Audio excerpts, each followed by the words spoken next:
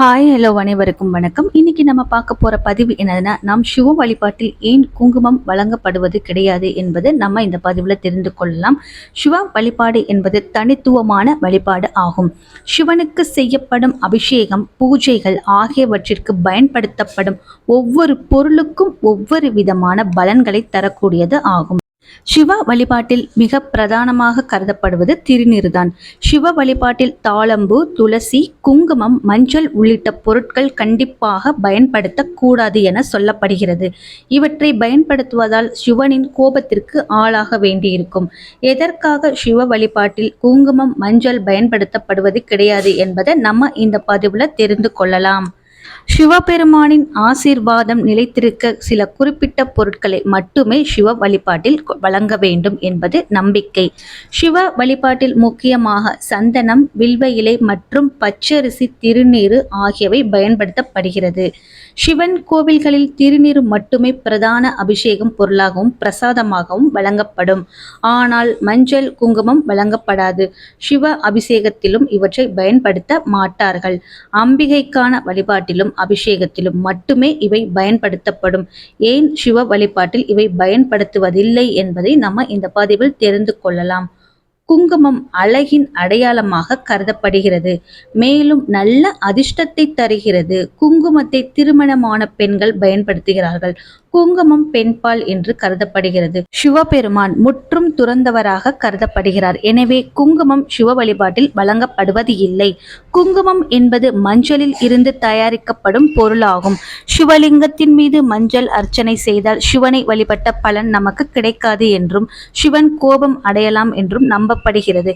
இத்துடன் பெண்களின் அழகை அதிகரிக்க மஞ்சள் பயன்படுத்தப்படுவதால் மஞ்சள் சிவனுக்கு உகந்தது இல்லை என்பது நம்பிக்கை. மந்திரமாவது நீரு என்று திருஞான சம்பந்தர் போற்றி பாடிய விபூதியை பசுவின் சாணம் மற்றும் பசுனை மூலிகை பொருட்கள் ஆகியவற்றை கொண்டு தயாரிக்கின்றனர். மிகவும் கடின முயற்சிகளை மேற்கொண்டாலுமே மிக குறைந்த அளவிலான முதல் தரமான தூய விபூதியைத்தான் தயாரிக்க இயலும். தானாக முழு விருப்பத்துடன் திருநீற்றை நெற்றியில் அணிந்து கொண்டு சிவனை வழிபட வேண்டும். சிவபெருமான் தனி மனிதராக கருதப்படுகிறார். சிவபெருமானுக்கு உலக இன்பங்கள் அல்லது பொருள் விஷயங்களில் பற்றுதல் இல்லை என்று நம்பப்படுகிறது. உலக இன்பங்களில் இருந்து விலகி கைலாயத்தில் வசிக்கும் துறவி. இதனாலே அவருக்கு அழகு சார்ந்த எதையும் வழங்குவது வழக்கம் இல்லை என்று கூறப்படுகிறது. எனவே சிவ வழிபாட்டில் குங்குமம் பயன்படுத்தப்படுவது இல்லை. அதிர்ஷ்டத்தை பாதுகாக்க பெண்கள் குங்குமத்தை நெற்றியில் பூசுவார்கள். சிவன் அளிப்பவராக கருதப்படுகிறார் என்பது நம்பிக்கை. இதனால் குங்குமத்திற்கு பதிலாக சந்தனம் அல்லது சாம்பலை பூசி சிவ வழிபாடு செய்தால் சிவனை மகிழ்விக்கலாம். அழகு அல்லது உலக இன்பத்துடன் தொடர்பு உடைய எந்த ஒரு பொருளும் சிவ வழிபாட்டில் ஏற்பதில்லை. பற்றுதலுக்கு அப்பாற்பட்டவராக இருப்பதாலேயே சிவனை ஆதியோகி என்றும் சித்தர்களின் தலைவன் என்றும் குறிப்பிடுகிறோம்.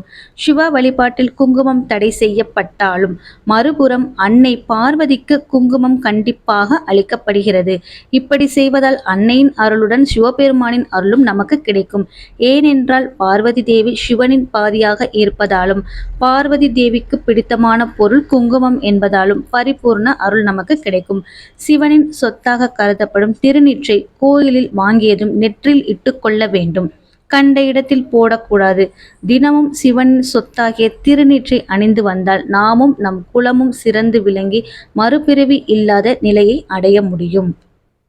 அவ்வளோதான் ஃப்ரெண்ட்ஸ், நம்முடைய சிவ வழிபாட்டில் ஏன் நம்ம குங்குமம் பயன்படுத்த மாட்டோம் என்பதை இப்போ தெளிவாக புரிஞ்சிருக்கும்னு நினைக்கிறேன். இதோட நம்ம அடுத்த வீடியோவும் கண்டினியூவாக பார்க்கலாம்.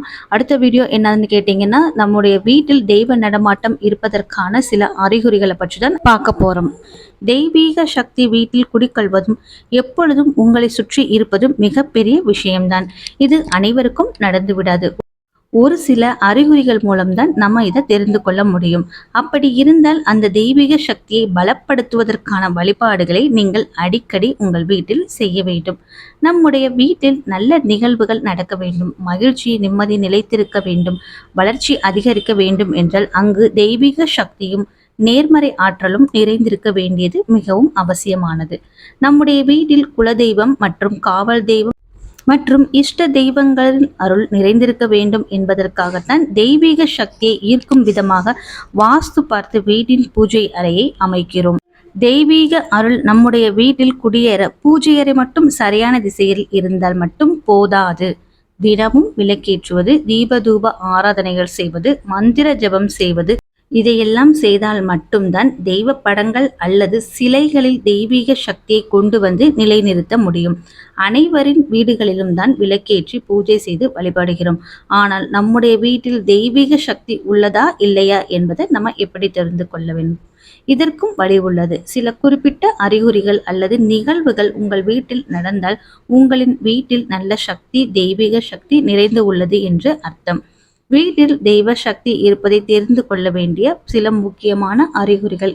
நம்முடைய வீட்டில் பூஜை எதுவும் செய்யாவிட்டாலும் வீட்டில் ஊதுபத்தி மற்றும் சாம்பிராணி, வாசனையுள்ள மலர்கள், சந்தனம், விபூதி ஆகியவற்றின் வாசனை தானாக வந்தால் உங்கள் வீட்டில் தெய்வ ஆற்றல் வீடுகளில் இருப்பது நிச்சயம். இரண்டாவது, பள்ளிகள் நடமாட்டம். வீட்டில் பள்ளிகள் இருந்தாலே தெய்வீக நடமாட்டம் இருப்பது என்று அர்த்தம். அந்த பள்ளிகளின் வால் கருப்பும் வெள்ளையும் உடைய நிறமாக இருந்தால் மிகவும் நல்லது. வீட்டில் பள்ளிகள் நடமாட்டம் இருந்தால் அங்கு குலதெய்வம் கூட இருப்பதாக சொல்வாங்க. பறவைகள், காகம், குருவி, கிளி, புறா அதிகமாக வீட்டிற்கு வருவதும் நன்மையை உண்டாக்கும். குறிப்பாக புறாக்கள் வந்து செல்வது என்றால் தெய்வீக அருள் உங்களுக்கு நிறைந்துள்ளது என்று அர்த்தம். நாய் என்பது பைரவரின் வாகனம்.